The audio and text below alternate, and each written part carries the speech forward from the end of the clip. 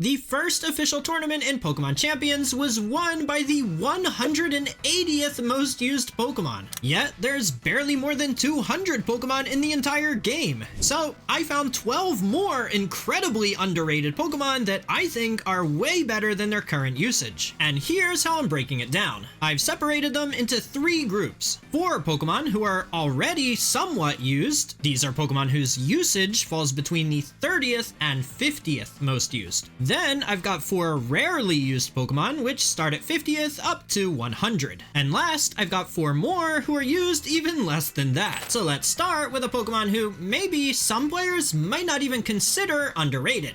Aegislash. And that's because a number of top players have already been using it. But at the time of me writing this, it's currently being used less than Pokemon like Excadrill and Torkoal, who are good but only fit on archetype specific teams, and it's also being used less in other slow attackers like Bremarina, who I think Aegislash is just better than. Now, Aegislash is one of the most unique Pokemon in the entire franchise, because stats-wise, it's one of very few non-legendary Pokemon that has both insane attacking stats and insane defensive stats, just never at the same time. So trying to manage its form change is the clef key to unlocking Aegislash's full potential. Now, there's a couple different ways to do this, but let's hold off on that for just a bit, because first, we gotta talk about why I think it's a lot better than its usage indicates. Now, aside from what I just said about having both amazing offensive and defensive stats, it has an amazing typing as well. Defensively, it has 3 immunities and 9 resistances. And when looking at the most used Pokemon, this completely walls Sneasler, Aerodactyl, Floette, and a whole lot more. And offensively, its main attacking moves of Ghost and Fighting hit every Pokemon in the entire game bar 1 for at least neutral damage. Its strongest Ghost-type move, Poltergeist, has a really high base power, and it even gets a Ghost-type priority move to finish off weakened opponents. And depending on the team surrounding Aegislash, yeah, I'm looking at you, Charizard.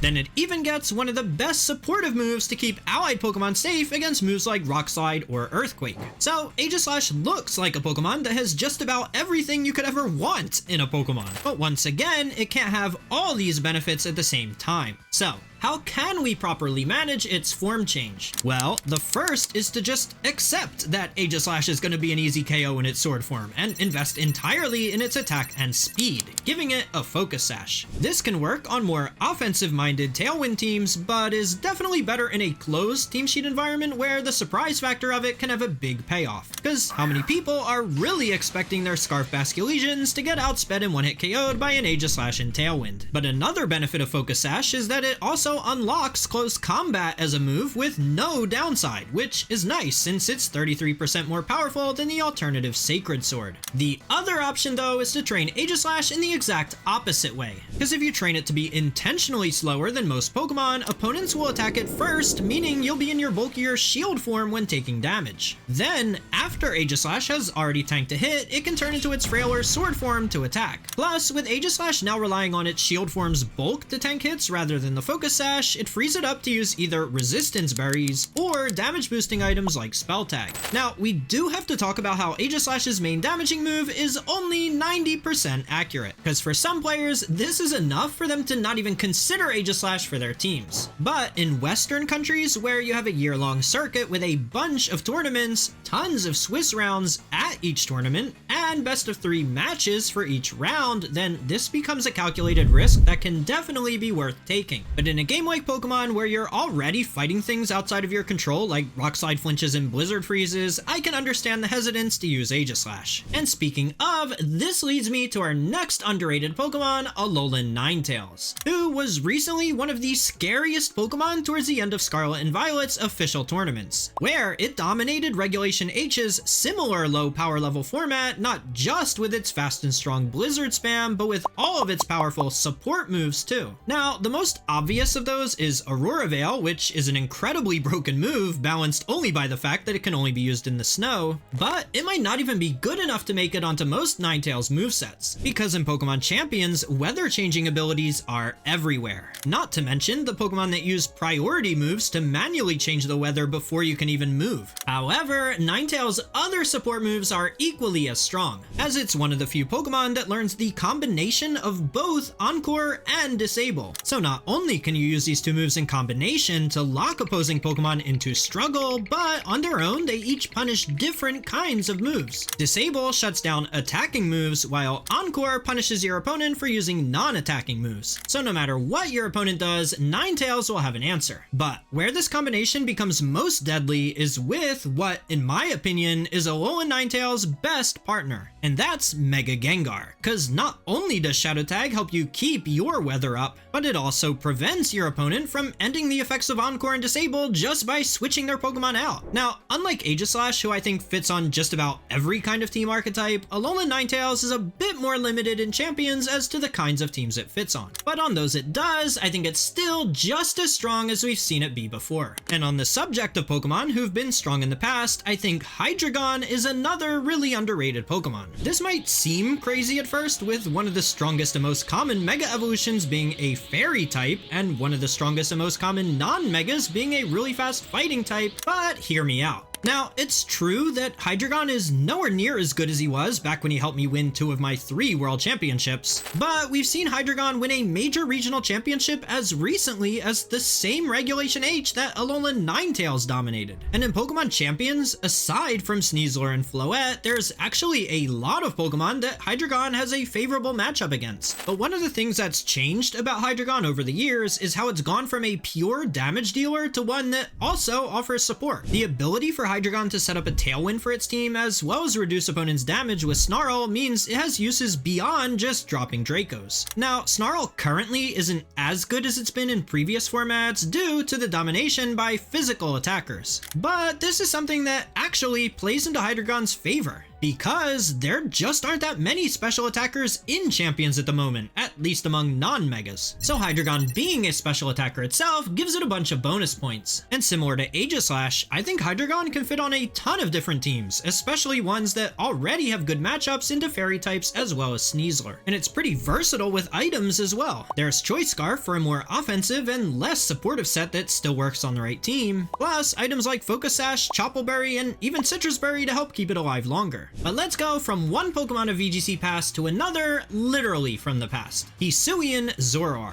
who is actually a single point faster than Alolan Ninetales. Now, Zoroark is obviously known for its surprise factor, and it's one of the few ways to introduce a huge surprise factor into the open team sheet environment, where players know almost everything about each other's teams. But while Zoroark put up really good results in Scarlet and Violet's recent Regulation H, it actually won its first major official tournament in the higher power level Regulation F. So this is a Pokemon that's proven it can keep up with heavy hitters, and I think it's really being slept on. It still has Icy Wind for speed control and Bitter Malice to disrupt all the physical attackers in Champions. But it also has Psychic for surprise one-hit KOs on Sneasler, Taunt to stop setup strategies, and Will-O-Wisp to permanently disrupt physical attackers. Just make sure you replace Zoroark's Groucho glasses for an actual pair of glasses so you don't end up like my 2 Will-O-Wisp friends. Now, the most important part of using Zoroark is actually the team you build around it. Because some abilities activate immediately upon entering battle, Zoroark is limited to the kinds of Pokemon it can disguise itself as. Not to mention the prevalence of the move Protect in VGC, which gives the opponent a safe way to reveal your Zoroark before committing to any attacks. Cause even little Timmy isn't teaching his Garchomp Hyper Voice. So if you're using Zoroark, you gotta make sure you have a way to punish those Protects, which you can do with the threat of stat boosting moves while they waste a turn double protecting, or with a Pokemon like Whimsicott to Encore lock them after they've protected.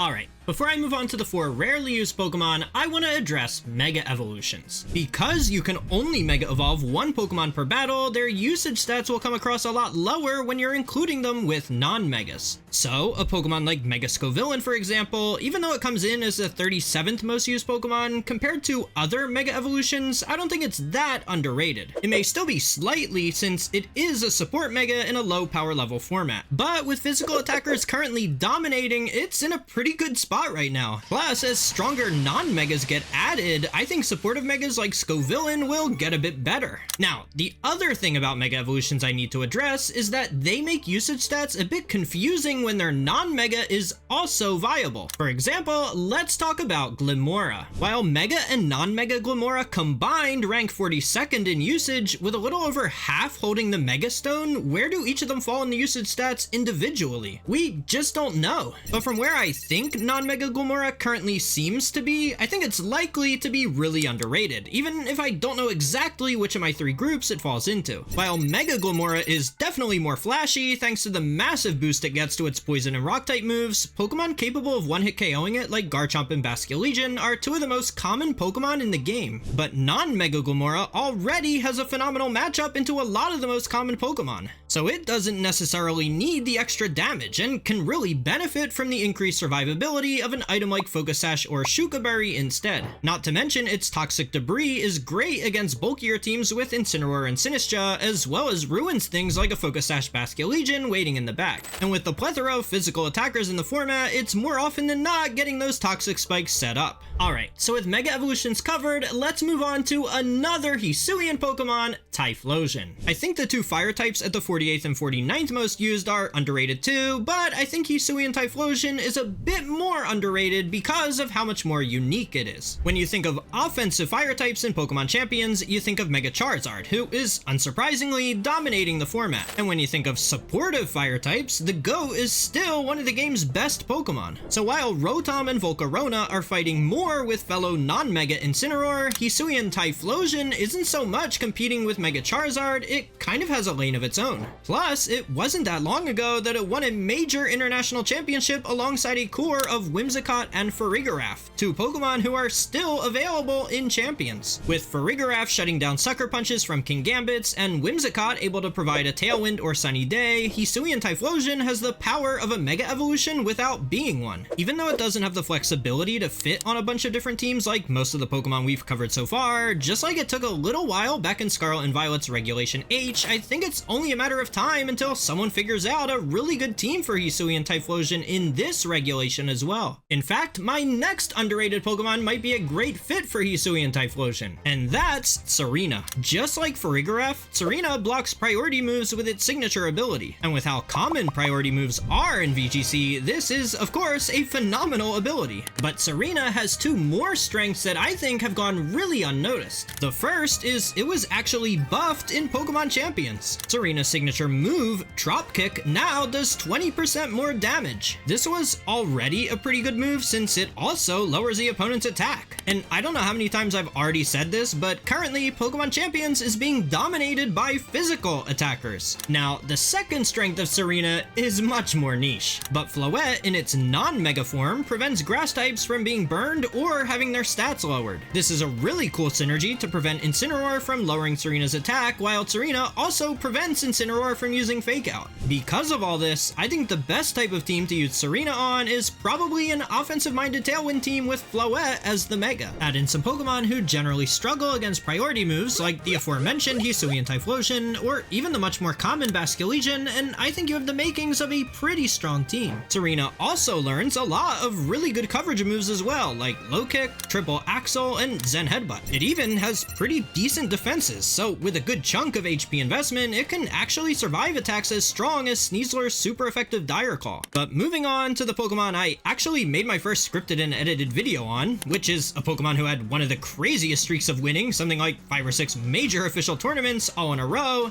let's talk Hisuian Arcanine. And if I haven't talked about Hisuian Pokemon enough for you, don't worry, because I've got a video coming out soon ranking every Hisuian Pokemon now that so many of them have been really good competitively and a whole lot better than most people originally thought they'd be. Anyway, Hisuian Arcanine really benefited from terastallization in the Scarlet and Violet era, as having 2 quadruple weaknesses to very common types is pretty brutal. But I think it can still be good in Champions despite that, as long as it's on the right kind of team, because I think it falls in a similar lane as Hisuian Typhlosion, being another offensive non-mega fire type. But while Typhlosion offers a bit more explosiveness with its massive spread damage, Arcanine brings more single target damage alongside an increased priority move to to pick off weakened opponents. And that's not to mention the fact that it has access to Intimidate as well, allowing it to even provide a bit of support for its team. So what is the right kind of team for Hisui and Arcanine in Champions? Well, just like Serena, I think it fits best on more offensive Tailwind teams, especially ones looking for a bit of extra help against Charizard. As for how best to train it, I think there's a lot of different options. Now, we all know how good of an ability Intimidate is, but Arcanine can get away with using Rock Head instead, because this allows it to hold a Focus Sash to make up for the lack of defensive terrestrialization while still being able to use its strongest moves. However, I still prefer Intimidate in most scenarios, as I think it's just too good an ability to pass up on. And because it has Intimidate, you can actually train Arcanine to survive strong, super effective attacks, like Sneaslor's Close Combat and Garchomp's Earthquake, and even Basculegion's Wave Crash if your team can set up Harsh Sunlight, or if you just give it a Pasho Berry. Speaking of Pasho Berry, Resistance Berries make great items for it to guarantee survivals in cases where you don't get your Intimidate off on the opponent. There's also damage boosting items like Heartstone or Charcoal, which can give you that extra bit of firepower that just gets you over the line for various one-hit KOs and two-hit KOs. But of course, I haven't forgotten the forbidden item for it, because I'm sure I speak for all of us that the fewer Choice Scarf Rock Slide Pokemon I have to play against, the better my mental state.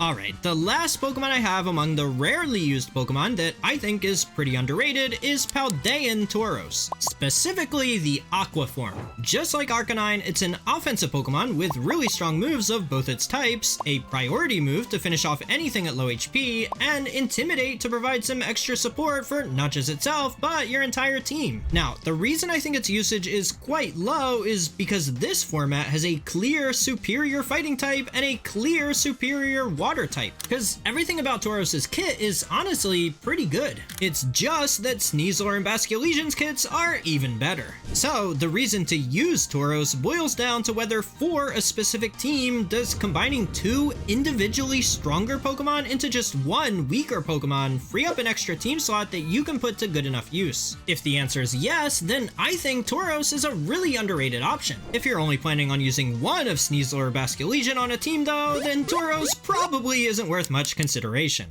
Alright, it's finally time for the Pokemon whose usage ranks them in the triple digits. Starting with Espathra, who has never won an official tournament before, but came close back in Regulation H where Espathra made it all the way to the top 4 at a major regional championship. However, that was alongside Indeedee, which let Espathra spam the incredibly powerful Expanding Force on Psychic terrain, something not yet possible in Pokemon Champions. But because Pokemon Champions has an even lower power level than anything we've seen before, there's one more way to use Espathra that I think is really underrated. If you can invest a lot in actually setting up a raid boss Pokemon capable of sweeping entire teams, there's very little opponents can do in this format to stop them. That's why we've seen a traditional pretty mediocre Pokemon like Shell Smash Blastoise have a ton of success with entire teams built around it. And it just so happens that helping to create a raid boss Pokemon is something Espathra is better at than almost any other Pokemon. With its ability Speed Boost, it can quickly become the fastest Pokemon on the field. Then if Espathra is able to set up a Calm Mind to boost its special stats too, it's now able to baton pass all those boosts to a Pokemon of your choice. And probably the Pokemon best suited for that role of becoming a raid boss is Archaludon with stamina and leftovers. This would also free up your Mega slot for a more supportive Mega like Scovillain, who I think pairs great with this type of all-in strategy. As for how to best train Espathra, I would focus on its speed and bulk. Enough speed where it can outspeed the most common Choice Scarf holders after a speed boost, with all remaining stat points going into its bulk. As for the held item, Mental Herb to protect against Taunt and Encore, which completely shut Espathra down, is an option, especially since Whimsicott can bypass Rage Powder, but damage reduction berries like Colberic Cosib are great options too. Okay, this next Pokemon is yet another Pokemon that's best suited for these all-in raid boss type strategies, and that's Vivillon. And I mentioned it in the Espathra section, but Shell Smash Mega Blastoise is really powerful, and the teams built around it have been dominating in Champion Tier as well as in the past Global Challenge, of which Vivillon has been a big part of. It's gotten almost perfect accuracy Sleep Powder to disable opposing Pokemon, Rage Powder to protect your allied Pokemon, Tailwind for speed control, and even Rain Dance for weather control specifically on those Mega Blastoise teams. Vivillon's Compound Eyes also lets it use Hurricane as its lone attacking move without even needing the Rain Up. Aside from the decision of just which 4 of the many good moves it learns you want to use, there's also the decision of which of the 2 vials reliable held items you give it? Do you go with Focus Sash to guarantee it survives a hit? Or do you give it a Choice Scarf to almost guarantee it'll move before it gets knocked out? Now, Vivillon's never won an official tournament before, but it's made a number of top cuts over the years. So despite its low usage, I wouldn't be surprised to see it finally claim victory in Pokemon Champions. One Pokemon I would be surprised to see win a tournament in Pokemon Champions though is my next underrated Pokemon, Audino. Look, I know, just because I don't expect it to win a tournament, I do still think it's underrated. It's just we're talking about the 157th most used Pokemon here. Anyway, maybe you're noticing the theme here for these almost never used Pokemon, but Audino is yet another that falls into the strategy of creating an unkillable raid boss. Now, this might come as a shock, but Audino actually learns a move that no other Pokemon can in Champions, Simple Beam. A move that, just like the name suggests, can change your allied Pokemon's ability into Simple, which is such a powerful ability that Game Freak hasn't dared give it to any fully evolved Pokemon aside from Bibarel and Swoobat, and they're not even in Champions. In fact, I was one win away from making top cut at US Nationals way back in the day with a ridiculous team featuring Simple Numel alongside a skill swap Jinx, but I'll leave that topic for another video. Either way, just trust me that this ability is absolutely broken for any Pokemon with a stat boosting move. Anyway, the general strategy is to set up Trick Room with Audino if you can, and then use Simple Beam on a bulky Pokemon with stat boosting moves like Snorlax or Vaporeon. The obvious weakness of the strategy though is if the opponent prevents it from even happening. Audino is bulky, but if you can KO it with powerful attackers before it gets a chance to even use Simple Beam, the game is basically over. Things like Taunt and Encore can shut it down too, though non-Mega Audino can just hold a Mental Herb to counter that. Now, moves like Haze and Perish Song are impossible to defend against, which, even if they're not that common now, always rise in popularity if these raid boss type strategies ever become too common. But while Audino's unlikely to be a Pokemon that'll win an official open team sheet tournament, I definitely think it's capable of making a deep run. I mean, it wouldn't be the first time. Yep, Simple Beam Audino alongside Snorlax, Calm Mind Tapu Fini, and Dragon Dance Mega Salamence actually finished in 3rd place at a major regional championship the last time we were allowed to use Mega Evolutions. And Audino being a Pokemon you almost never play against makes it shine in official closed team sheet tournaments like the online global challenges. Just like we saw most recently with a Pokemon whose entire VGC history looks like this. But while Ariados is an incredibly weak Pokemon, it does have a niche as a Pokemon that gets redirection while resisting all of Floette and Sneasler's moves, two incredibly popular Pokemon. And it's not like Amoonguss exists in Champions yet to outclass it. Ariados does get some speed control though, with String Shot cutting both opponents' speeds in half, as well as Ariados' signature move, which if you didn't know it had a signature move, then you're not alone. But Toxic Thread cuts a single opponent's speed in half while also poisoning it. As for the one move slot you're gonna want for a damaging move, there are a few different supportive options. Knockoff is always a good move. Infestation can trap an opponent on the field and do slow damage over time, while Lunge and Skitter Smack do damage and lower the opponent's attack and special attack respectively. So while it's tough to imagine Ariados repeating this feat of winning a major official tournament, it hopefully at least inspires everyone to look outside the top 20 most used Pokemon and to leave no stone unturned during team building.